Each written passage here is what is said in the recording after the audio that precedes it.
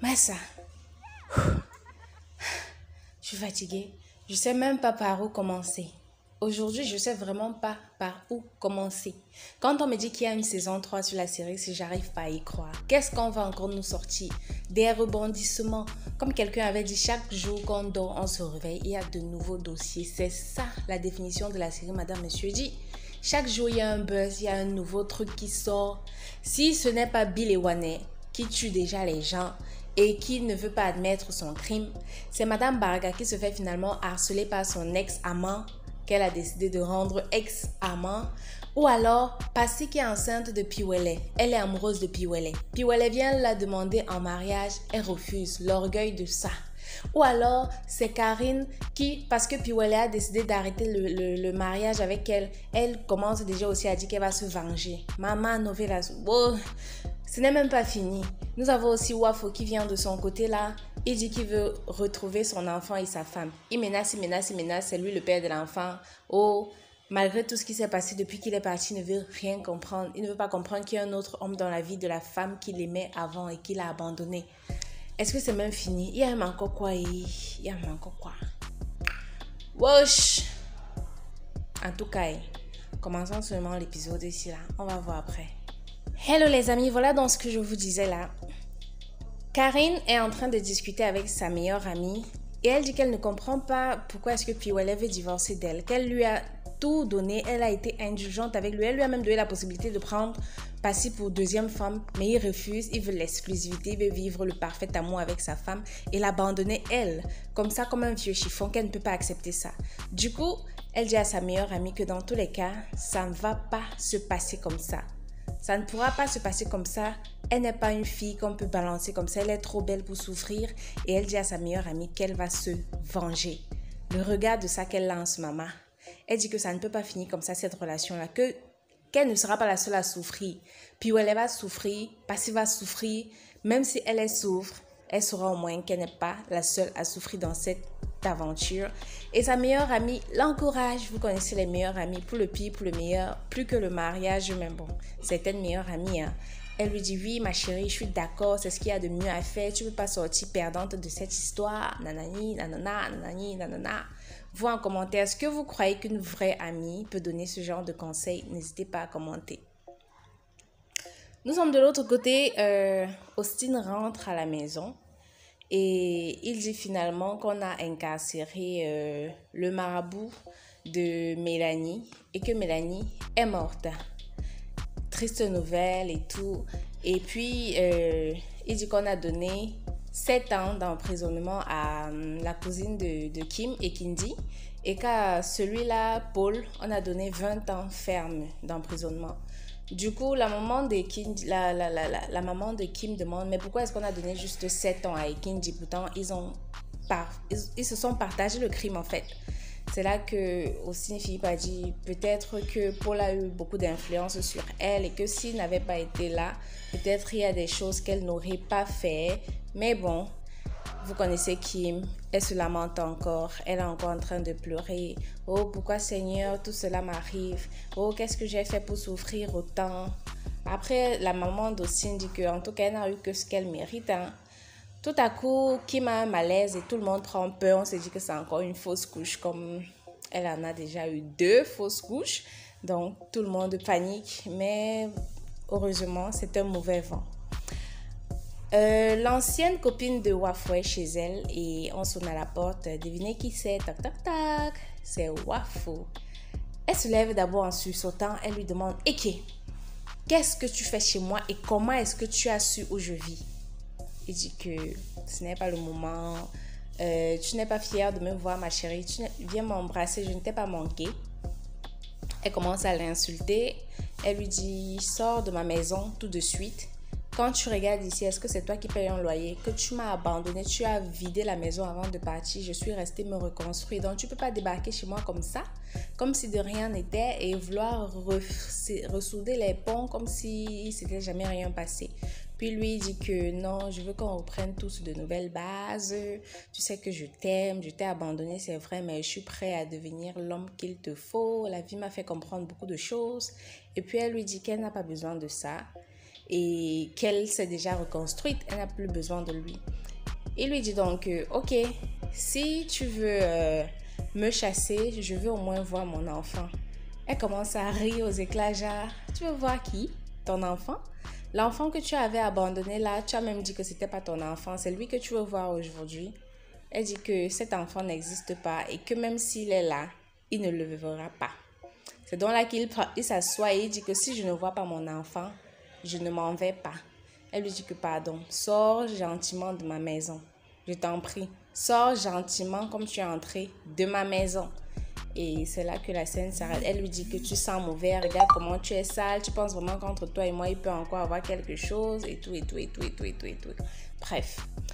De l'autre côté, nous sommes au commissariat.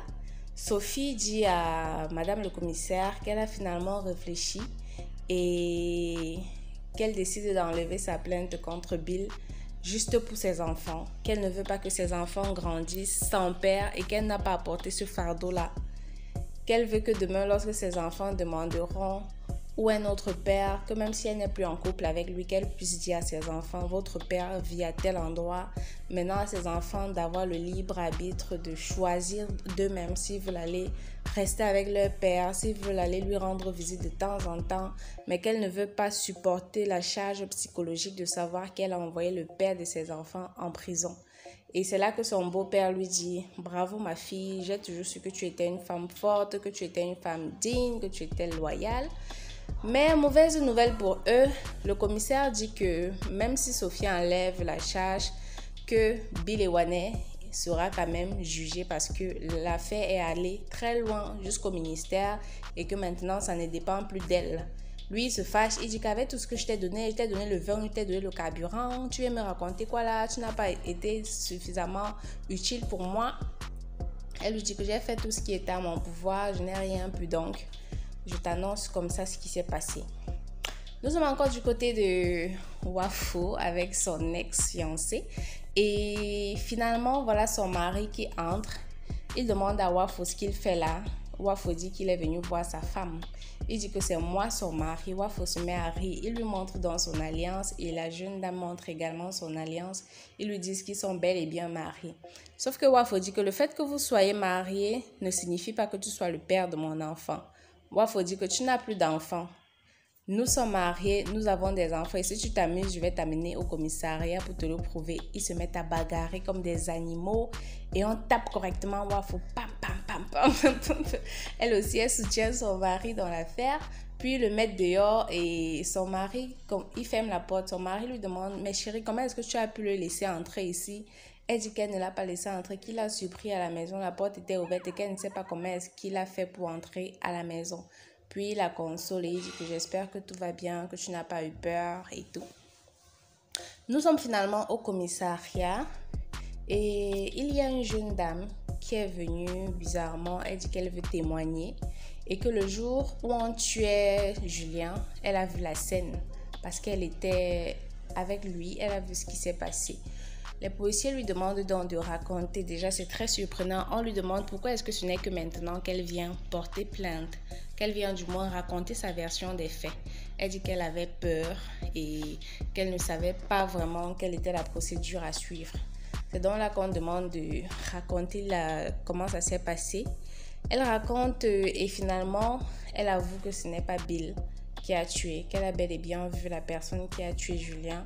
Et elle essaye de faire un portrait robot de la personne et cela ne correspond pas à Bill ni à l'autre, son homme de main, voilà. Donc les policiers disent, est-ce que tu es sûre de ce que tu dis? Elle dit que oui, elle est totalement sûre de ce qu'elle raconte et qu'elle n'invente rien. D'où l'affaire qui finalement peut-être Bill sera libéré, peut-être pas, moi je sais pas, à vous de me dire un peu en commentaire, voilà. On arrive finalement du côté dans la maison d'Mbaga et Monsieur Baga demande à sa femme de l'accompagner au procès, sauf qu'elle dit qu'elle ne veut pas, qu'elle n'a pas le cœur de voir comment on condamne son enfant, elle ne peut pas supporter. Son père dit que tu vois, je t'ai bien dit que la femme elle doutait toujours de mes compétences. Elle n'a jamais cru à ma force de frappe. Il appelle maintenant, il reçoit un appel. C'est quelqu'un qui l'appelle pour dire qu'une personne vient de témoigner au commissariat et que ça peut être une bonne nouvelle. Passy est très chaude pour accompagner son père au commissariat. Bon, pas au commissariat, au tribunal, autant pour moi, désolé. Il dit que, après quand sa femme veut partir, il dit que non, je ne marche pas avec les personnes qui n'ont pas confiance en moi. Ils s'en vont tous les deux et Madame Barga, qui n'a toujours pas le cœur de voir comment est-ce qu'on condamne son fils, elle reste assise là, tranquille. De l'autre côté, Kim est avec sa maman. Elles sont en train de parler. Sa maman lui demande comment est-ce qu'elle se sent. Elle dit, maman, je me sens bien. J'ai vraiment hâte d'accoucher. J'ai tellement eu des traumatismes avec ma grossesse et tout et tout. Austin arrive au salon et puis sa femme lui demande où est-ce qu'il va. Il dit qu'il est en train de voyager pour l'enterrement de Mélanie. Elle dit qu'il n'a rien à faire là. Il dit que s'il a quelque chose à faire là. Et sa belle-maman dit que après tout, c'est la mère de son fils, donc de sa fille. Tu ne peux pas lui interdire d'y aller. Finalement, il y va. Et elle dit que ne t'inquiète pas Kim, je vais veiller sur lui. On va rien lui faire de mal. Nous sommes du côté de... Nous sommes dans la rue. Les sœurs d'église sont en train de parler de l'affaire de Julien et tout ce qui se trame dans le quartier depuis avec les meurtres. Elles disaient elles-mêmes qu'elles ne comprennent rien à la situation, que vraiment elles auraient souhaité que les choses se passent bien et que surtout elles sont entourées d'une sœur d'église qui elle aussi trafique des choses avec des meurtriers. En parlant du chien, on voit sa queue, elle arrive et dès qu'elle se prend, elle se tourne pour fuir. On lui demande, mais tu fuis, tu pars où? Quelqu'un va te manger ici. La scène finale, c'est lorsque Monsieur Mbarga et Passy rentrent du tribunal et il annonce à sa femme et la mère de Passy que finalement, le procès s'est très mal passé et qu'on a condamné Bill à 30 ans de prison ferme. 30 ans. Donc, c'était ça le résumé d'aujourd'hui.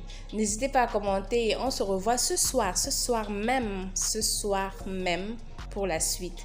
Apparemment, Eto va faire sa grande entrée. Donc, c'est pas quelque chose à rater. Abonnez-vous, partagez, commentez et invitez vos proches aussi à regarder sur la chaîne. Merci, bisous.